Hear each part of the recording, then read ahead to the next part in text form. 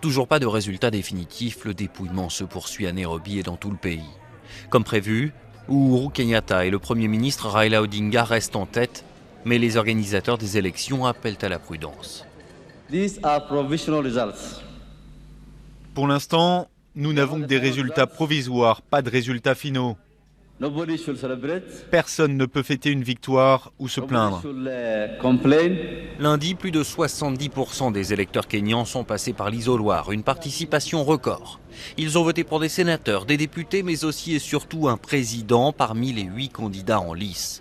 Le scrutin devrait donc se jouer entre le Premier ministre Raila Odinga et son vice-premier ministre Uhuru Kenyatta.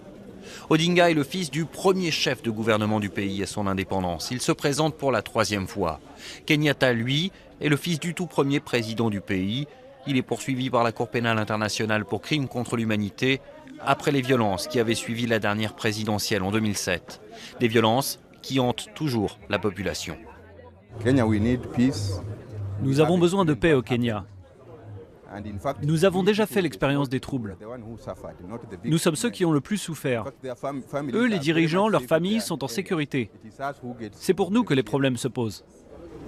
Près de 100 000 policiers sont toujours déployés dans le pays. Quelques affrontements ont éclaté avec des groupes séparatistes près de Mombasa et des hommes armés ont attaqué un bureau de vote près de la frontière somalienne. Les Kenyans espèrent ne pas revivre de nouveaux troubles. Il y a 5 ans, les confrontations interethniques qui avaient suivi les élections avaient fait 1 millier de morts.